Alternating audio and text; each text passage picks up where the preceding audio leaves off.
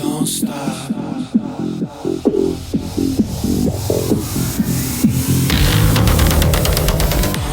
I love a person that can do energy healing. I love a person that can feel the energy around them. I have taken medium classes to learn how to be a medium because anybody can. And I have taken a psychic development class because anybody can be a psychic. You just have to know how to tap into it. And that may sound insane and crazy, but I enjoyed those classes and I learned a lot. And today I have a woman named Shannon. And when Shannon reached out to me and I read her profile just about who she was and what she was about, she has such a fascinating story. And she loves to heal people. And that's what she's doing full time. She had a corporate job. She decided to leave to be a full-time energy healer. She talks about her childhood and the traumatic upbringing she had. She talks about kind of her career journey where she was in sales and tech and talks about motherhood and just kind of embracing her passion for energy healing.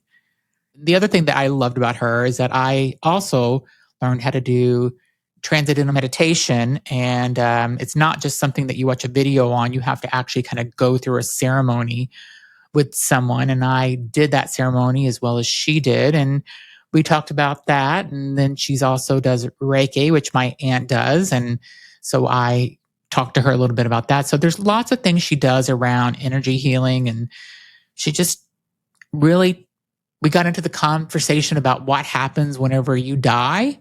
Like, what is your life or what is your being after you're dead? And her and I really agreed about what we both think happens. We were on the same page of that. And we had a really great conversation. Shannon's somebody I would actually like to be friends with outside of this podcast interview because she was just that amazing of a person. And I hope I get to meet her one day. So I hope you enjoy the interview with Shannon as much as I enjoyed interviewing and meeting her. And let me know what you think in the comments. Thanks so much for listening. Hi, thanks for joining me on the Everything and Anything at a Bit Gay podcast. Today I have a new guest. Her name is Shannon Grace. She is going to tell us her story of healing. So welcome to the show, Shannon. Thank you so much, Zach. It's such a pleasure to be here and meet you. Where are you located? I'm in Calabasas, California. Awesome. So you went from a corporate career and you decided to start doing healing instead. And tell me how that happened and how you learned to do this healing and what type of healing you're doing.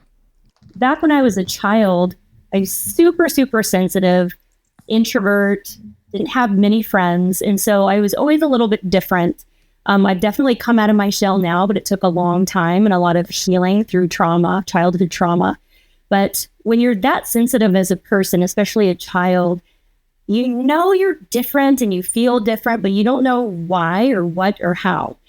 And so things that you thought were, people judged you on and you're like, why am I like this? And I can't meet friends and I'm so shy. It actually works well when you're an adult, especially as a healer, because when you're so sensitive, you can pick up the nuances of energy, the subtlety of somebody's even facial expressions or their body language before they even talk to you. You can not size them up, but read everything else in their energy field and how they're feeling and before they even talk one word to you. So the things that I thought were wrong with me as a child actually were my gift. So with that said, I tried to go down the regular corporate ladder because that's what you're told what to do. Yeah. You do this, A, B, C, and D. And so I started in tech. I was, voice over IP phones. It was the first iPhone. And so it was so exciting way back when in the 1999, 2000s, your desk phone was on your hip. And you're like, oh my God, this is the greatest thing ever. So hospitals, Home Depots, they were all about it. And so I was in that industry, which was a great industry. And I started when I was 19 and worked my way up pretty quickly in sales. And I made President's Club and got the trophies and then bonuses and got to go to St. John's a couple of times. Awesome. And, so much fun. And then I met my husband and I got pregnant pretty early. I was 21. And so I had my son Jackson at 21, and then my second son Jameson at 23. And so after I had my second son, I'm like, I could either keep working and have the nanny raise my kids, or stay home. And my husband at the time didn't want me to do that because the money was more important. But I knew I wanted to be a mom my whole life. I just couldn't wait. I'm like, no, I don't want anybody else to raise my kids. Yeah. I decided to quit, which a lot of moms do. And so you just stop your career. But I couldn't sit still. I loved being a mom, but all the creative thoughts just kept coming. So I came up with a product, and there was a need in the market. Nobody else was selling it. So I made my own prototype. I brought this concept onto a website, and then brick and mortar I sold, and they were women's undergarments. I did my own guerrilla marketing. So I got on really big shows like Howard Stern. Oh, wow. Awesome. Yeah, I know. Chelsea Lately, which I love. Chelsea Handler, love to meet her. And the Doctor's TV show. And it just kind of took off like wildfire. I would just wake up 7 a.m. in the morning, my phone would ring, and then I was live on these radio shows. They're like, hi, this is the Bill and Ted show in Michigan. Can we talk to you about your product? And I was like, whoa, it took off. And then I signed with this As Seen on TV company, and they were like, you're going to be the spokesperson, and we'll sell your products. As Seen on TV was really big back then. Mm-hmm. And so I signed, and I was going through a divorce at the time, and that company ran out of money, couldn't do anything for me. So I fortunately got out of the contract, got my company back. I had a partner as well that stole money from me, got rid of him. And then I just was trying to make it work. Divorced mom, single mom at this point. So for supplemental. How old were your kids at this point? They were 10 and 12. Okay. 10 and 12. And then I got into real estate, property management, just trying to make things work and ends meet. And then I ended up moving from Colorado to California, and I did legal recruiting. I did medical recruiting. I've sold IT training. I worked at med spa sales. I've done everything. And so, but sitting at the computer all day, doing sales, making phone calls, I literally felt like my soul was being sucked out of my body every day, 8 hours, 10 hours a day on the computer. And I'm so exhausted. And I'm I've been sitting here all day just making phone calls. Why am I so tired? But at the same time, I'm okay, I keep getting laid off as well. So I'd join a company, and they would get acquired 6 months later, and I would always get laid off. So I'm okay, why is this happening? Because you think why is this happening to me? Yeah. Because you're stuck in that, why that? But it's actually, in retrospect, after the dust has settled, it's happening for you, because I wasn't meant to do that. I was meant to do it at the time to accumulate knowledge, get more tools for my tool belt to, evolve into what I'm doing now. I've always been interested in esoteric, arcane knowledge of the secretive stuff of astrology, energy healing, mediumship, spiritual, talking to the dead. I'm a certified death doula. For some reason, I feel called to sit with people who are dying. Death is it's another portal to going back home. And so I view death differently, but if the person who's dying is in pain, or they need somebody to talk to, or they're dying alone, I'm that's where I feel the need to step in and help and be of service. So I started studying transcendental meditation, which I did that too. You did? It changed my life. Me too. I just need to make sure I do it every day, and I'm bad at the habit of doing it, but I got to start doing it again. Yeah, get back into it. And then, because I can't do it every day either. TM, they want you to do it twice a day for 20 minutes. Who has that thing? I just wanted to do it at least once a day, and I'm so bad at it. Yeah. So I tell my clients too, I'm even if it's just for 5 minutes, it still is helpful for your brain to go from that top of the water and you're bobbing to underneath the water, and you're just floating in bliss. And so even 5 minutes will change your brain as well. So I started with TM, and then Reiki called me. And so when you are interested in Reiki, it calls you at the time that you're ready. So I got attuned for Reiki and level 3 and master. And then I just like, once you start going, you just want to keep learning. And like, I don't know, it's like addicting for me. I want to learn like every modality, and I'm like, calm down, like stick with one. But it's so fun. And so now when I have clients, I combine a lot of them together in one session. So I decided after my last layoff, I'm like, okay, maybe I need to do this full time and just do healings full time. So fast forward to 2020, when I moved to Orange County from Colorado, I was watching Netflix, and Gwyneth Paltrow has a show called Goop Lab, and there's 7 episodes, and one of them was called The Energy Healer or something. And I was like, ooh, I do energy healing. So I watched it. I'm like, oh, that's what I want to do for a living. And that's who I want to learn it from. I don't know how it's going to happen, but I'm just going to keep that belief. And it's Dr. John Amaral, and his modality is called somatic energy healing. And so I signed up for their 1-day retreat, him and his wife, Christina, in Malibu. I drove, and it was super expensive. Yeah. I got healing by them, and it was an all-day thing. And I was like, when are you guys going to teach practitioners? And they're like, it's in our future. We just can't right now. We're too busy. Yeah. So in last year, I see on social media, they post like, hey, we're looking for volunteers and we want to teach this modality. But oh, wow. Yes. And I was like, oh my God, there's my opportunity. It's volunteer, so it's going to be for free. And they're going to film this digital series to teach other people on like your computer, because he doesn't want to do it in person for the rest of his life. He wants, and so I've been part of this filming for the past year. I was driving from OC to Westlake Village 2-3 times a week, and I didn't care. Like sometimes it was over 3 hours in the car. I'm like, this is my dream. I can't believe I can't believe it's happening. Yeah. And so now I'm being trained as a somatic energy healing practitioner, and I'm part of that first group, and we're being filmed. And so other people are going to watch and learn from us, learning real time. And it's just been amazing how when things unfold, when doors close, 3-5 will open that are even better. So you just have to hold the faith, Zach. You have to hold the faith that, yes, and feel sad about it. If you're sad and you're like, why is this happening to me? Don't dismiss those feelings, as I'm learning from somatic energy healing. So a lot of teachers teach you like, oh, go into the vortex and like you have to be happy all the time and don't think about the sad things. No, that's actually false. Lean into those feelings. If you feel sad that you lost your job and you're like, I put everything into it, I thought this was my future, I feel like I wasn't seen or heard or valued, and they just let me go like that. Lean into that. Feel it in like wherever it resides in your body. Say it's like tightness in your chest or like a knot in your stomach. Put your hands on that part and say, I feel sad right now. I feel like I wasn't seen or heard or valued.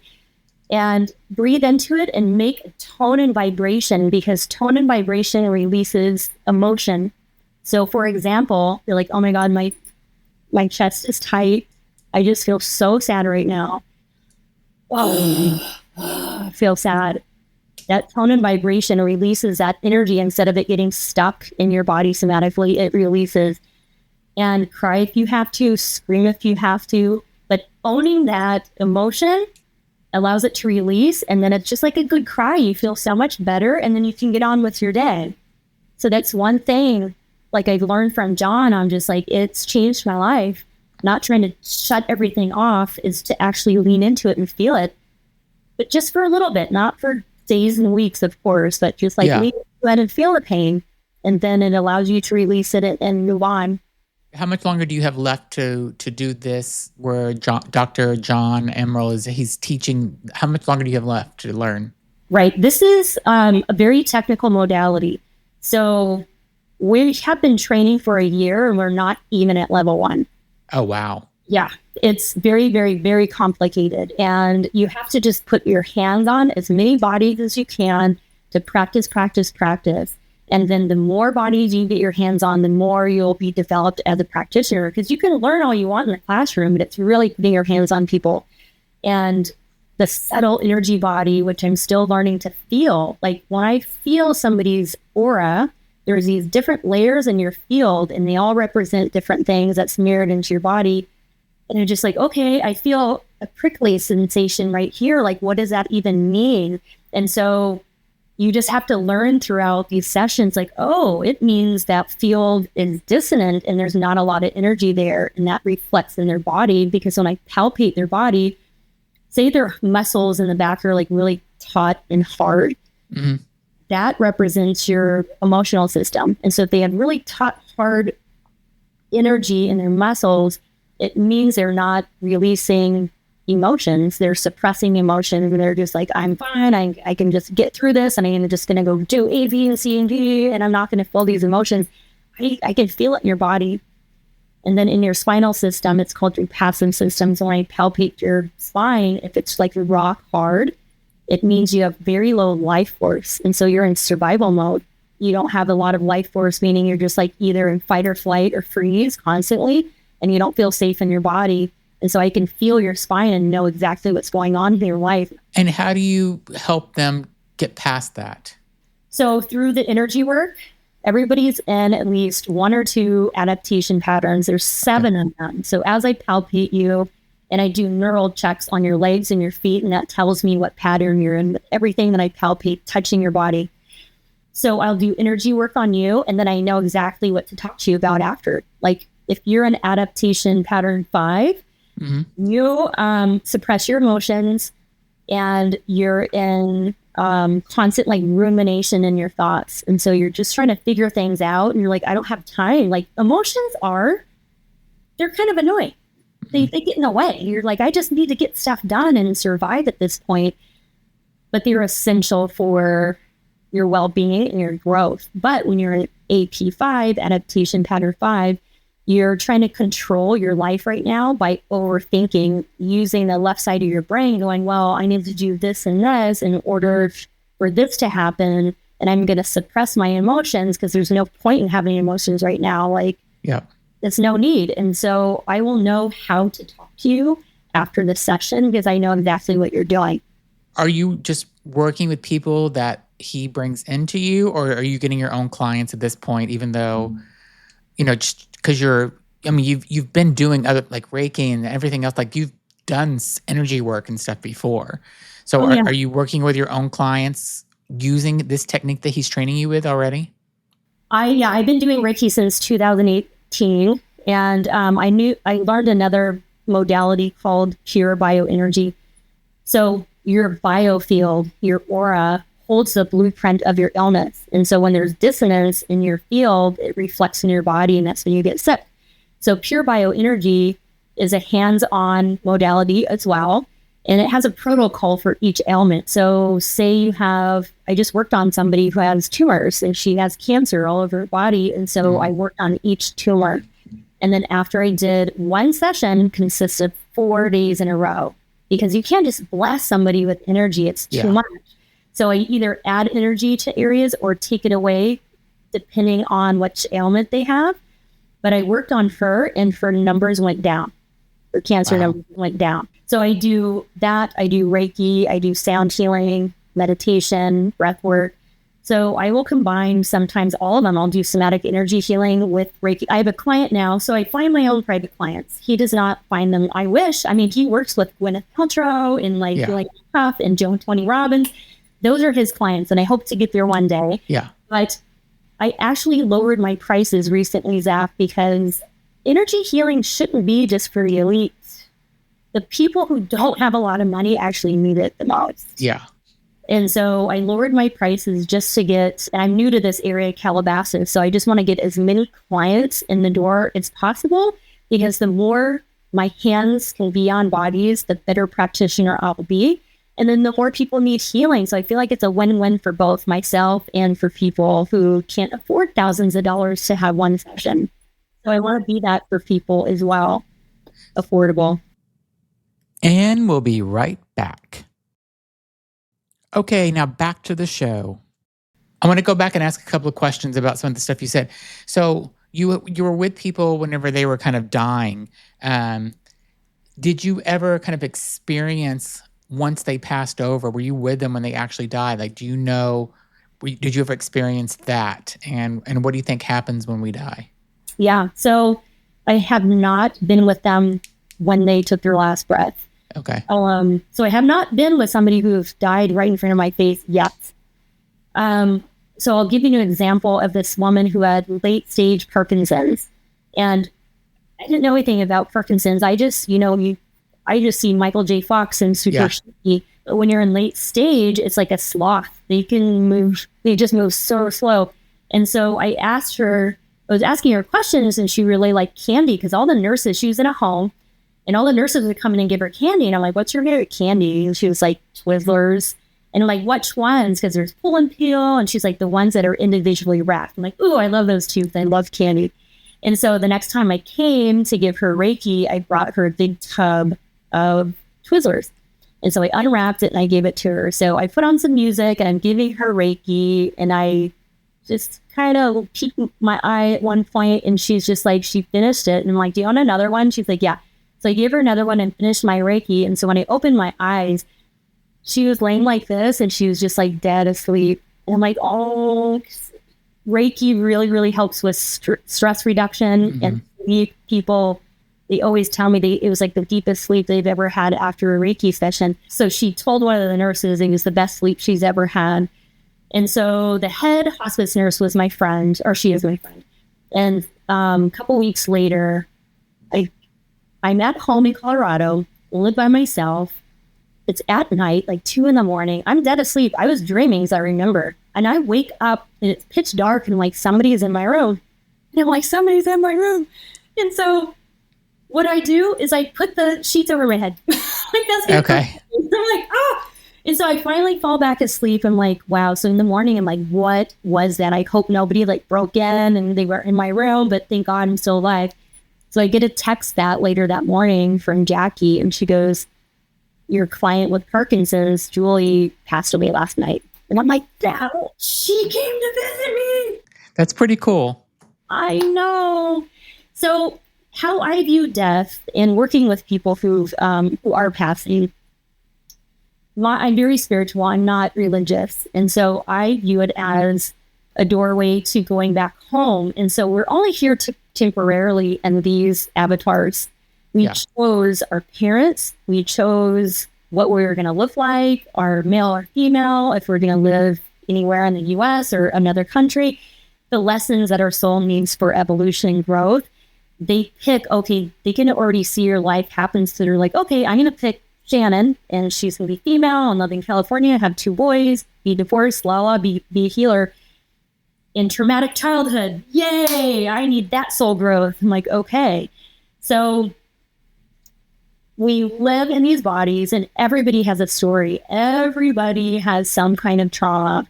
It's rare if you meet somebody who just has and some it's called the resting life, because according to Dolores Cannon, she's famous past life regression therapist. I love her. I love her, and I've read most of her books, and I have a lot of my beliefs are her beliefs. And so some people lead resting lives where it's just like nothing really happens. They're taken care of all the time. But she was like, you don't know what they're recovering from. Their past life was probably horrendous. And so they wanted a resting life. But most of us have stuff that we've gone through for our own soul's evolution. And so when you pass, you're able to leave this avatar behind because your soul had the lessons that it wanted. And every description I've heard when people have NDEs, near-death experiences, they're like, it was the most beautiful place, like everything. The colors are vibrant. You feel so much love. You're needed and greeted by your loved ones, by your guides, your angels, and you just they don't want to come back to their body. They're just like, it was the most wonderful place you've ever felt. And so you're like, I don't want to go back to that body and go back to Earth. It's no. But they're like, no, you're not meant. It's not your time. And so what I understand about death, of course, we're all not going to know until we're on that other side. But my belief is it's the most beautiful, wonderful place. And so I have comfort when people do pass that they're going to that place. And I'm like, you're lucky. I'm still here living this life. All lessons. So I view it as a very beautiful thing. And but if I can bring comfort to people who are in discomfort while they're transitioning, I feel we need to be there for them. Can I talk to you about your childhood trauma? What happened? Yeah. Bits and pieces, I'll tell you. I'm just not ready to say all of it, but Okay. um, I was abused by both parents, and I never felt wanted. I think my mother kind of just like a feral cat just got pregnant and didn't really want children, Mm. especially girls. I have two boys, and she really loves my boys. And so I'm so glad she was able to become a really good grandmother. And they're just like, they look at me like, grandma did that. I'm like, you don't know grandma the way Yeah. she was as a mom to me. But I basically was isolated in my room for my whole life. I had a cat. Thank God I had some kind of animal, but I was just beaten. If I was in view and she was mad about something, and it didn't matter if I did it or my two older sisters, we were targets. And so physically beaten, choked, kicked in the face, kicked in the stomach, slapped across the face. If I ever showed emotion, even too happy, I was in trouble and I was beaten for it. How did you forgive her?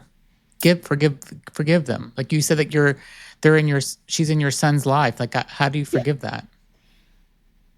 I'm still working on it, Zach, to be honest. Mm. We're just now kind of talking again after 10 years. I decided at one point, just because you're family, it doesn't mean I have to put up with this. You're not physically abusing me anymore because I'm older and I can fight back, but mentally and the words, and it was just, she would always cut me down. And she told me as a little kid, as we were driving in the car, you're going to sell oranges on the side of the highway for a living. That's what you're going to do, Shannon. And I would cry and she would laugh at me. And she would do stuff on purpose and point and laugh. And so I just grew up with no self-confidence. I was super shy and introverted. And I moved around a lot too. And so as soon as I made one friend, it was like time to move again. And so my home life was always uprooted, and then I never felt safe to even go home. So I grew up with a lot of anxiety. That's where transcendental meditation really helped rewire my brain and get me like chronic anxiety and freeze, not even fight or flight. I was in constant freeze mode. Like I didn't know, like coming home, if I was going to be beaten or have like a sandwich made for me. Just like constantly on edge. So I'm still working on forgiveness. Now I get, like, she was going through her own stuff. I still can't wrap my head around how you can do that to a child. Because I have two kids and I couldn't imagine doing that to them.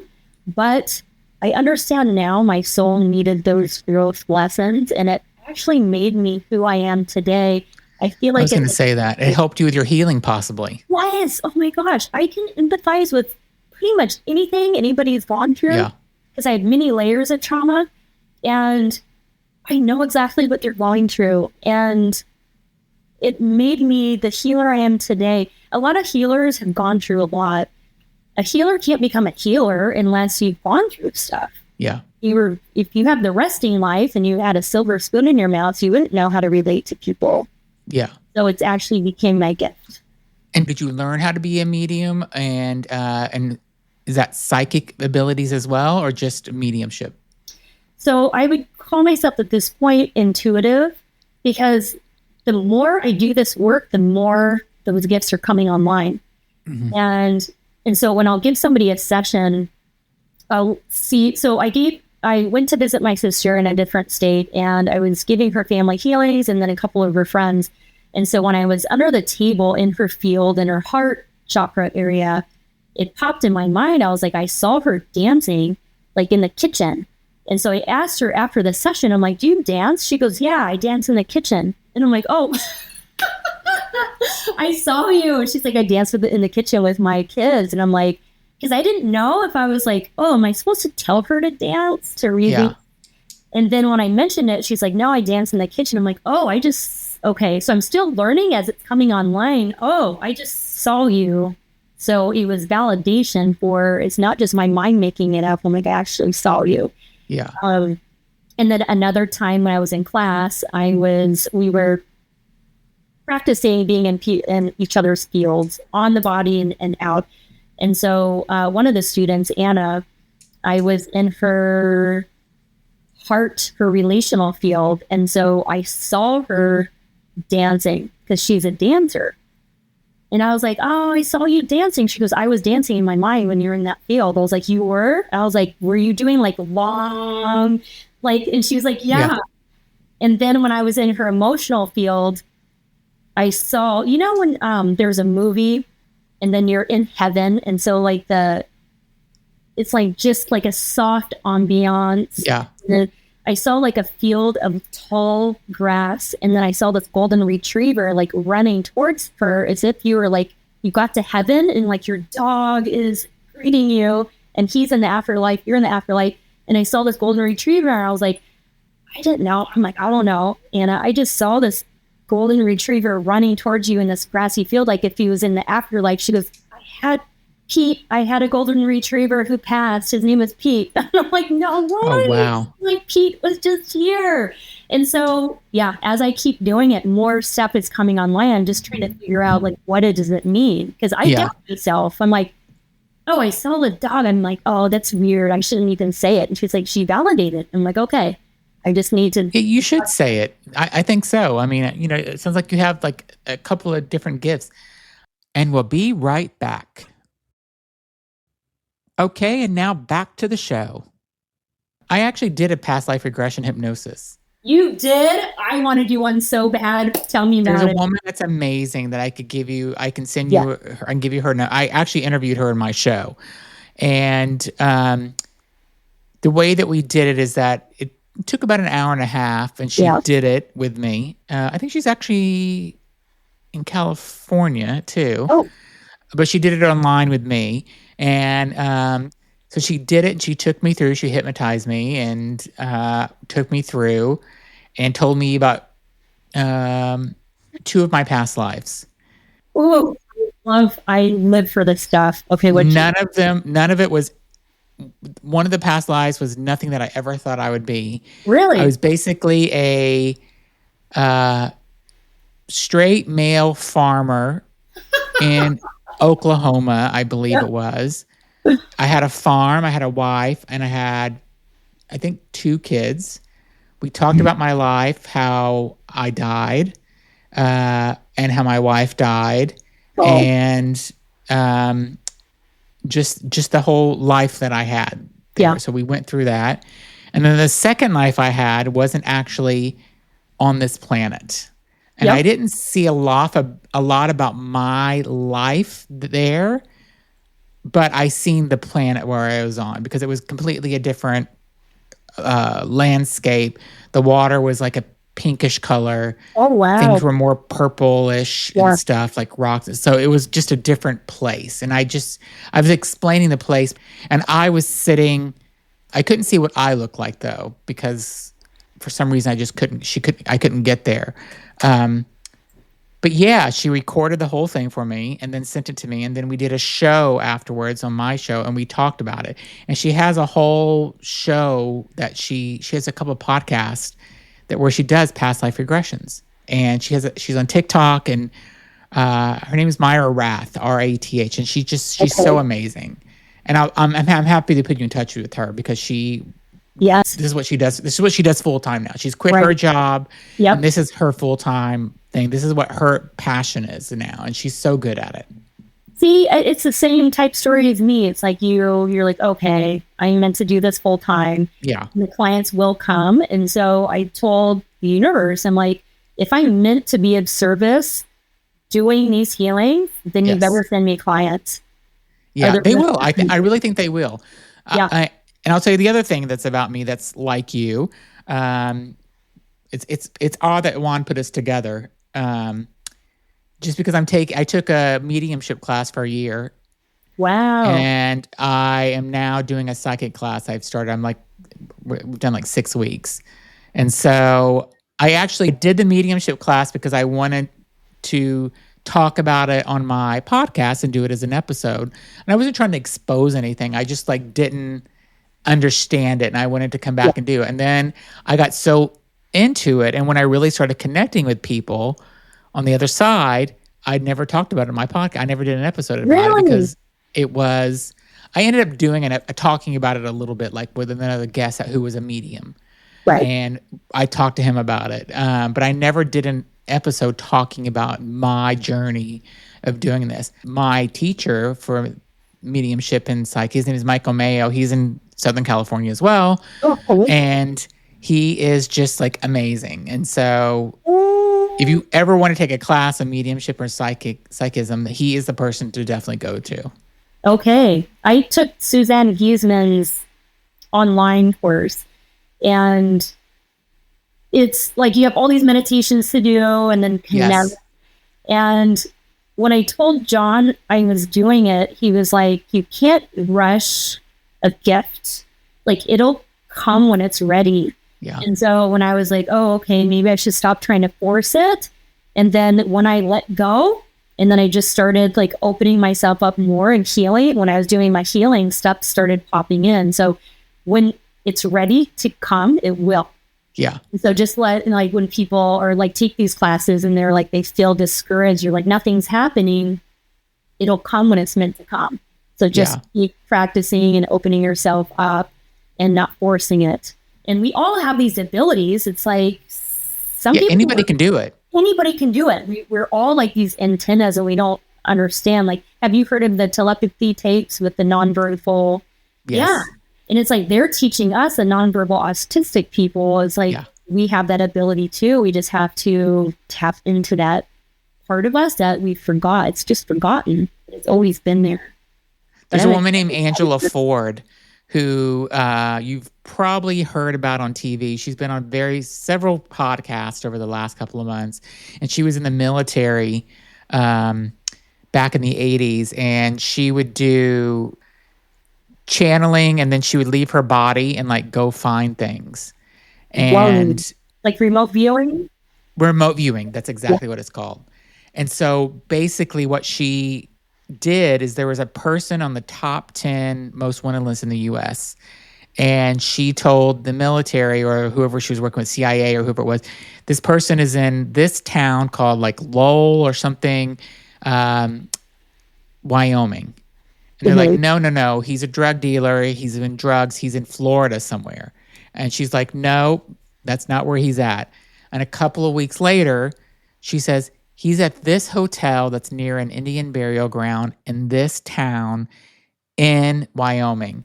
And they're like, you're wrong. He can't be there. We haven't traced him there. They sent people there and they found him. Oh. So her name is Angela Ford. And I seen her on a couple of podcasts that I've watched. And Sean Ryan is this one guy. He's a podcast guy. And he does like kind of crazy things. Like he's a little right wing, so I don't like love everything about him, but he talks about, aliens and this Angela Ford. So it's always stuff that I think is interesting because it's not just basic people that are on his show.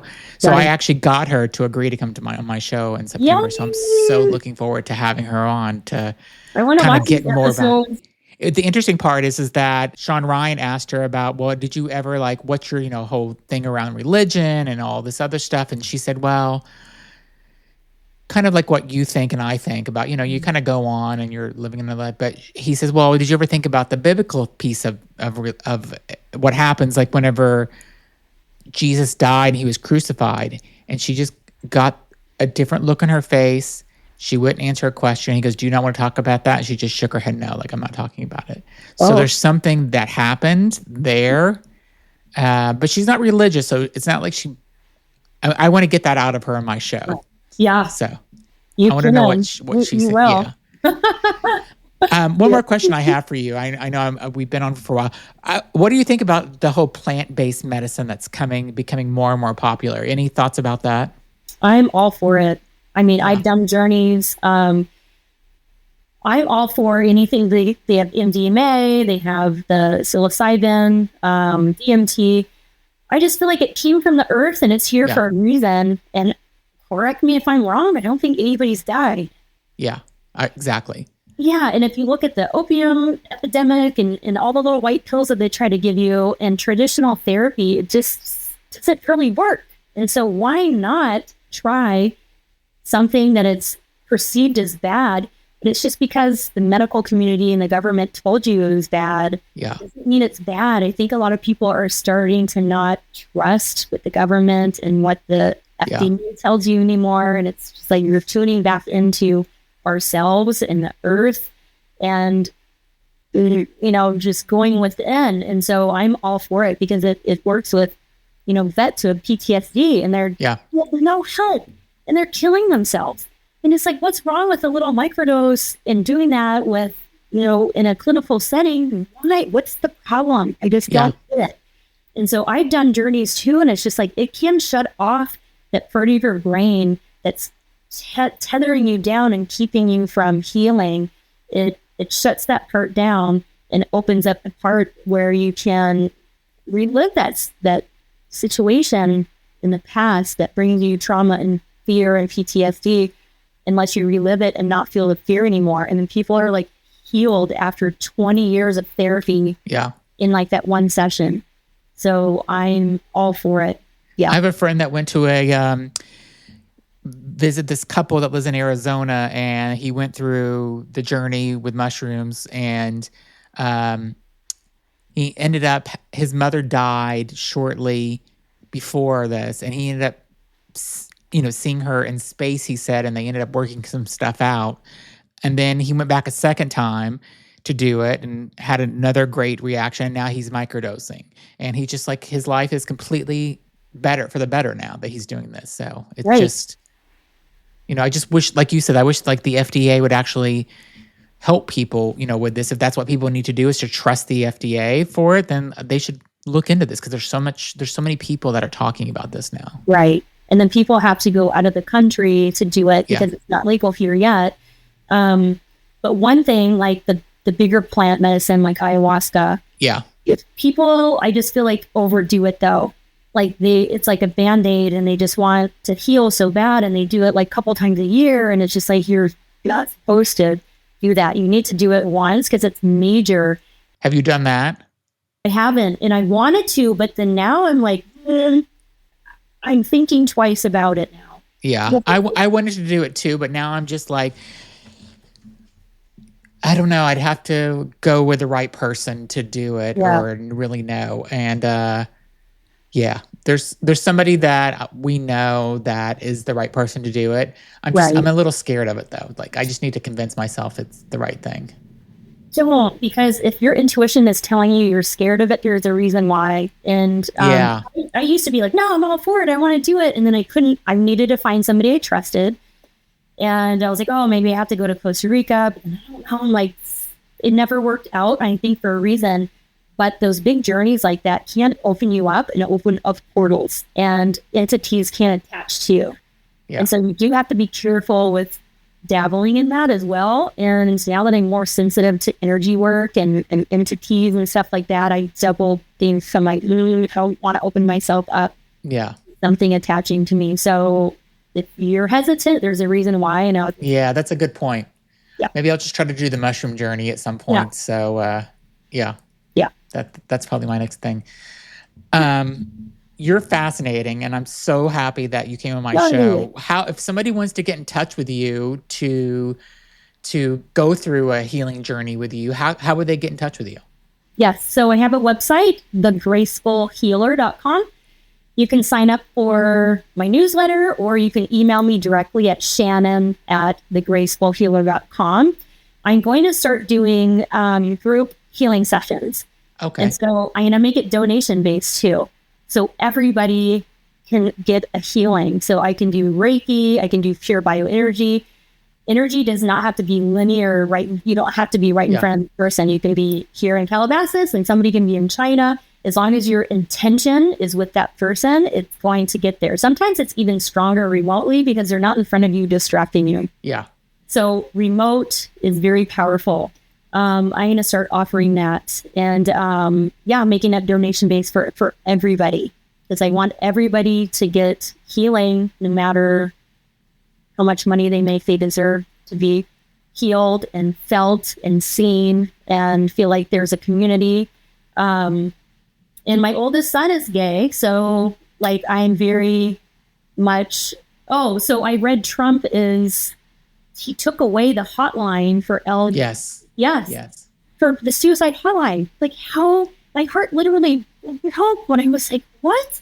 Yep. And so, I couldn't believe it either. oh, I just like felt sick to my stomach. And so, you know, I just want to offer, like, maybe I can do a Zoom just for LGBTQ so they can feel safe and get healings and feel safe in that community. So I thought about doing that as well. Like, being on your show, I was like, that popped up in my mind because I think a lot of your community is mostly LGBTQ. Yeah. I mean, it's most of my audience is part of that. Yeah. Well, I shouldn't say that because I have gotten some straight men that have emailed me or sent me messages saying, listen, you do have straight listeners. And I'm a straight guy with a wife. Thank you for telling me. Yeah. And I'm glad that he told me, you know, and that's great. I'm, you know, because my show, you know, is for it's everything and anything. And sometimes it's a little gay. And sometimes it's not. So it's, I want everybody to listen. So that's great. So well, I think you're amazing. And I will definitely so if you did not write the website name down, you don't have to rewind. I would just look at the description of the podcast or the video. I think you should also think about doing TikTok. I did have a TikTok and I got banned. And I'll tell you, I know. I got banned because last year there was a viral video of this lady in Congress in New Zealand, and she was doing the haka. And if you've ever seen the haka, it's very emotional, and it's, you know, the treaty, or they were trying to rip up like a 300-year-old treaty, and she starts doing the haka, and it's like so emotional. I'm like, oh my God, it just would make me cry every time I saw it because people in her tribe would stand up and do the haka together. And so I forwarded that viral video to a friend, and then I violated terms and conditions, and I'm like, what? And then they shut me out, and I couldn't get back on. And I'm like, oh, I got banned from TikTok. Ooh, I'm a rebel. And so with my phone number, I couldn't sign up again. And I'm like, maybe I'm just not meant to be on TikTok. Yeah, maybe it's Instagram. You need to do Instagram lives or something. Oh, right. I don't know. I think you need to do something. I think you would be a big hit on social media. If it's not TikTok, then maybe it's Instagram. Okay. And maybe they'll remove me as a banned person soon. Yeah. We'll try again. Exactly. Oh, yeah. I will. Thank you so much for being on. So again, your website is thegracefulhealer.com. And they can also email you at shannon@thegracefulhealer.com. Yes. And I wish you much success. I think you're going to be, this is what I can feel. This is what you were meant to do. So I'm so happy I got to speak with you today. You as well. It was such an honor, and it was so nice to meet you. And thank you for having me on your podcast. Thanks, everybody. Be sure to leave a comment and subscribe and tell me what you think about Shannon. And if you schedule a session with her, come back and leave a comment. Tell us how it went. Thanks, everybody, for listening. Thank you.